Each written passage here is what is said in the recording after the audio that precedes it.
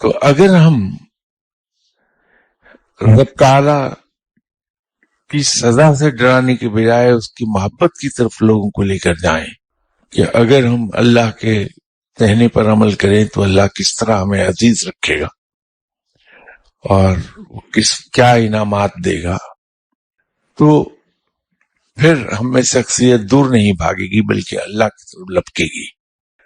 اور دوسرا یہ ہے کہ ہم اگر دین کو اس جذباتی انداز میں پیش کرنے کے بجائے اگر نوجوان نسل کے سامنے اس کو اس طرح سے رکھیں کہ ہم اسے لاجیکلی پروو کر دیں جو ہم کہتے ہیں، تو نوجوان جلدی کنونس ہوتا ہے۔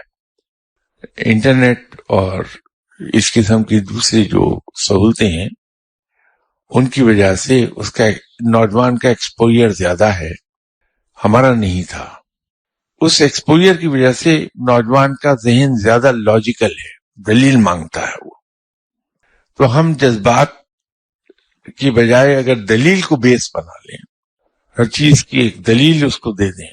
ایک ایسی میں ایگزامپل آپ کو دے دیتا ہوں کہ ہم وضو کرتے ہیں، ہم 3 بار کیوں ایک ہی عمل کو دہراتے ہیں؟ وائی ناٹ once, twice اور ایون 4 times, 5 times؟ صرف 3 کیوں ہے؟ پھر یہ ہے کہ اگر ہمارے پاؤں شوز اور جرابوں میں ہیں تو ہمارے پاؤں تو صاف ہیں، تو ہر مرتبہ وضو کرتے وقت پاؤں کیوں دھوئے جائیں؟ ہم بازو اپنے صرف کونیوں تک کیوں دھوتے ہیں، اس سے اوپر تک کیوں نہیں؟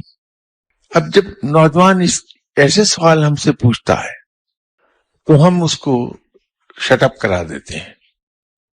اس کی بجائے اگر ہم اسے اس کی ایکسپلینیشن دے دیں کہ سائنسی لحاظ سے یہ کیوں ضروری ہے، اس کا ذہن مطمئن ہو جائے گا، اسے تسلیم کر لے گا وہ، اور اس میں کوئی حرج نہیں ہے۔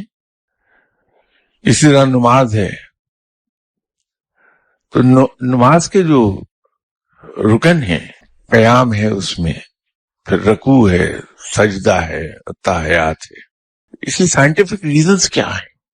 کھڑے ہو کے ہی پڑھی جا سکتی ہے پوری نماز۔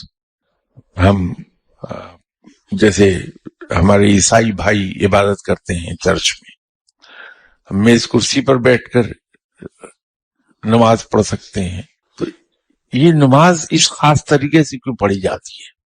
اس پر بھی آپ کو نشستیں یاد آ جائیں گی، 2-3 نشستوں میں اس پر ذکر ہوا تھا۔ ہم اگر